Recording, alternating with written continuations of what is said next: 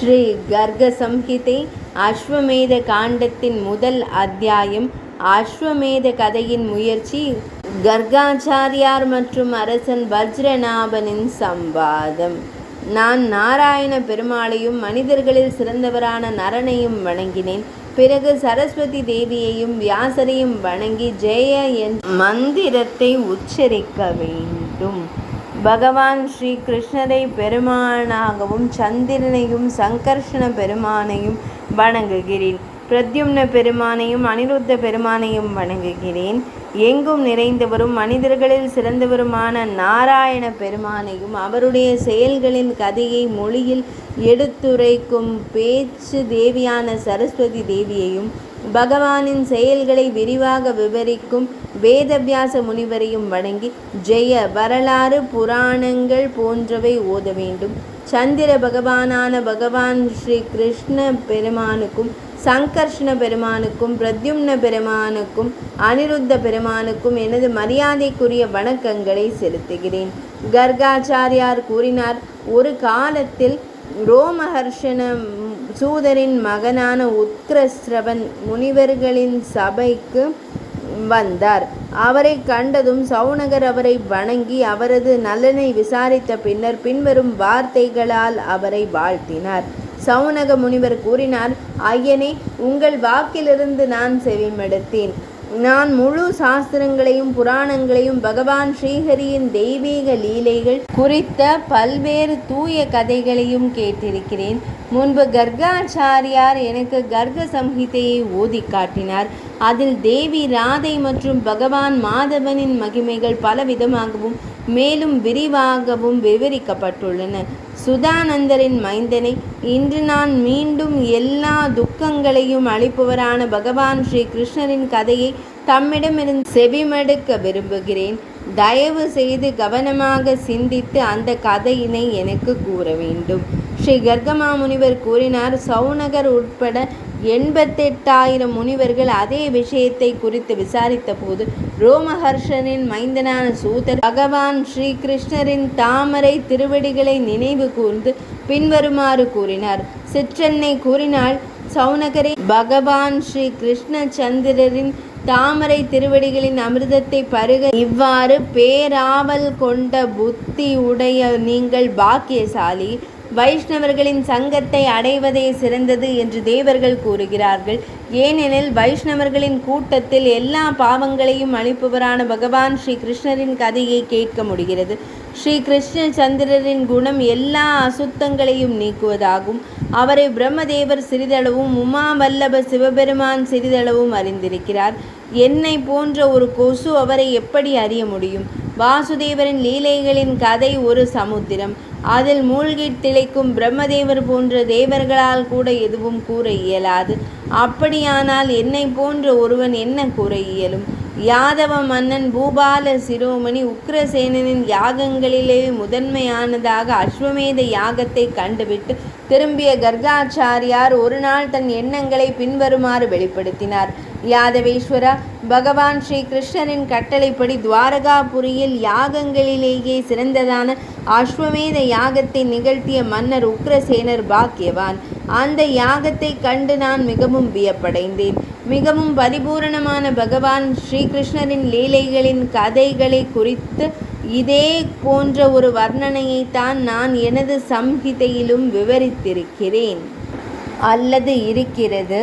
அந்த குறியீட்டில் நான் அஸ்வமேத யாகத்தின் கதையை எழுதவில்லை. எனவே இப்போது நான் அந்த அஸ்வமேத யாகத்தின் கதையை மீண்டும் கூறுவேன்.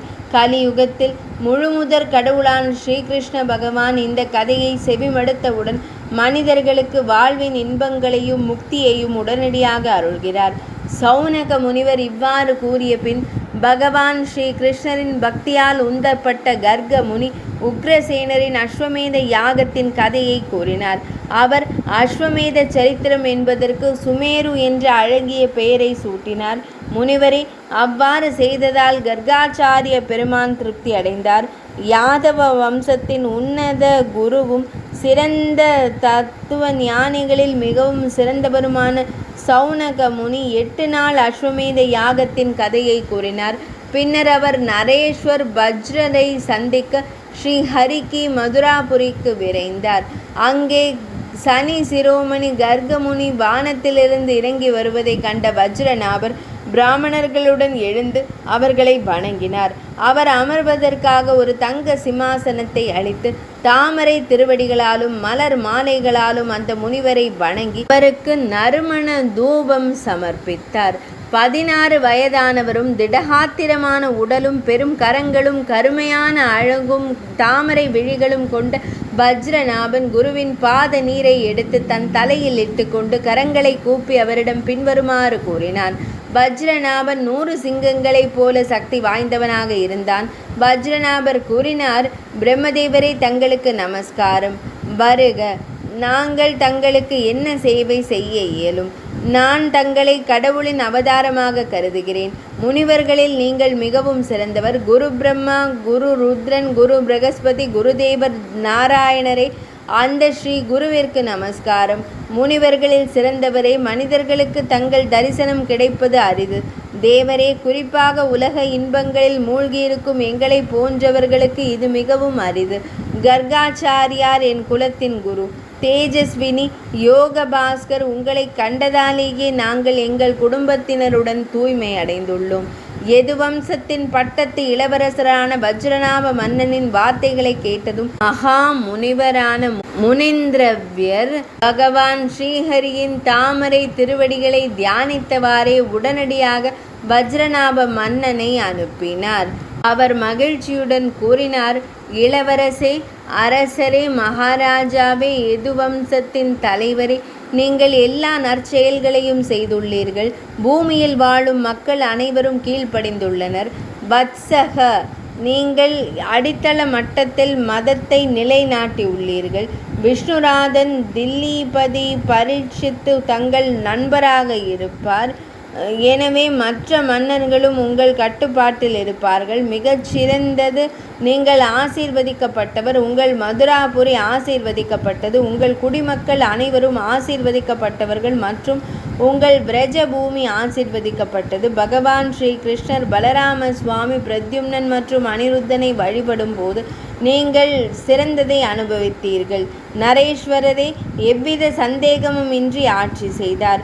உபரிஷ்வ சூதம் கூறுகிறது, கர்க முனிவரிடமிருந்து இதை கேட்டதும் மாபெரும் மன்னனான வஜ்ரநாபன் பிரிந்த நிலையில் இருந்த பகவான் ஸ்ரீ கிருஷ்ணர், சங்கர்ஷ்ணர், தாத்தா பிரத்யும்னர் மற்றும் தந்தை அனிருத்தரை எண்ணி விழிநீர் சிந்தினார். அவரது முகம் விழிநீரால் நிரம்பியது. மன்னன் வஜ்ரநாபன் தரையில் சோகமாக முகம் குனிந்தபடி நிற்பதை வானம் கண்டது. இதை கண்ட வானம் மிகவும் ஆச்சரியம் கொண்டு அவனது துக்கத்தை தணிப்பது போல பேசியது. கர்கமுனிவர் கேட்டார், ராஜேந்திரா, ஏன் அழுகிறாய்? நான் இங்கே இருக்கும்போது உனக்கு என்ன பயம்? உன் துக்கத்திற்கான முழு காரணத்தையும் கூறுவாய். இதனை கேட்ட பின்னரும் மன்னர் மிகுந்த துயரத்தில் ஆழ்ந்து அவரால் எதுவும் பேச முடியவில்லை, உரையாட இயலவில்லை. குரு மீண்டும் அவனிடம் கேட்டபோது அவன் தெளிவற்ற குரலில் கூறினான். அரசன் கூறினான், இறைவா, பகவான் ஸ்ரீ கிருஷ்ணன் மற்றும் சங்கர்ஷ்ணன் உட்பட அனைத்து யாதவர்களும் என்னை இங்கே விட்டுவிட்டு மறு உலகம் சென்று விட்டார்கள் என்பதை நினைத்து நான் வருந்துகிறேன். பிரம்மனே, ஒரு அரசனுக்குரிய இந்த 7 அம்சங்களான தலைவர், மந்திரி, நண்பர், தேசம், மாவட்டம், கருவூலம், கோட்டை மற்றும் படை எனக்கு மட்டும் உகந்தவை அல்ல. பகவான் ஸ்ரீ கிருஷ்ணரின் குணத்தை நான் யாரிடமிருந்தும் கண்டதுமில்லை, கேட்டதுமில்லை.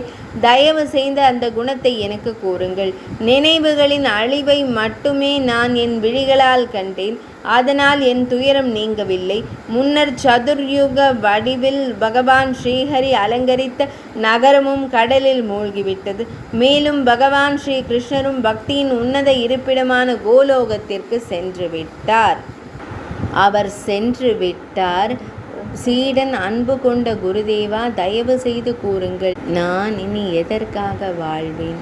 நான் இன்று வனத்திற்கு செல்கிறேன். எனக்கு ஆட்சி செய்யும் ஆசை இல்லை. முனிவர் கூறினார், வஜ்ரநாபா, எதுகுல தலைவர் இதை கேட்ட மகா முனிவர் கர்காச்சாரியார் அவரை புகழ்ந்து அவரது துயரத்தை தணித்தார். திருப்தியடைந்த முனிவர் கர்காச்சாரியார் வஜ்ரநாப மன்னனிடம் உரையாடுகிறார். கர்காச்சாரியார் கூறினார், விருஷ்ணி வம்ச திலகா, நான் கூறுவதை கேட்பாய். இது துக்கத்தை அளிப்பதாகும். இது தூய்மையானதும் மங்களகரமானதாகவும் எல்லா பாவங்களையும் அளிப்பதுமாகும். நீ எச்சரிக்கையுடன் செயல்பட வேண்டும். இதை கேளுங்கள். முற்காலத்தில் குஷஸ்தலி துவாரகாபுரியில் வசித்த பகவான் ஸ்ரீ கிருஷ்ணச்சந்திரர் எப்போதும் எங்கும் வீற்றிருக்கிறார். பூபதி, இப்போது நீங்கள் அவர்களை பக்தியுடன் காணுங்கள். இன்று நான் தங்களுக்கு இன்பத்தையும் முக்தியையும் தரும் கடவுளின் கதையை கூறப்போகிறேன். வசுதநாத் பகவான் ஸ்ரீ கிருஷ்ணர் மற்றும் பலராம சுவாமியின் அந்த சிறந்த கதையினை கேளுங்கள். சூத்தமா முனிவர் கூறினார், மகா பிராமணரான சௌனகரே, இவ்வாறு கூறிய பின் கர்காச்சாரியார் தனது புனித சம்ஹிதையை வஜ்ரநாபருக்கு 9 தினங்கள் விவரித்தார். இது ஸ்ரீ கர்க சம்ஹிதையின் அஸ்வமேத காண்டத்தில் உள்ள கர்காச்சாரியார் மற்றும் வஜ்ரநாப மன்னனுக்கு இடையிலான சம்வாதம் என்றழைக்கப்படும் உரையாடலில் உருவான கர்க வஜ்ரநாப சம்வாதம் என்ற தலைப்பு கொண்ட முதல் அத்தியாயம் இனிதே நிறைவடைந்தது.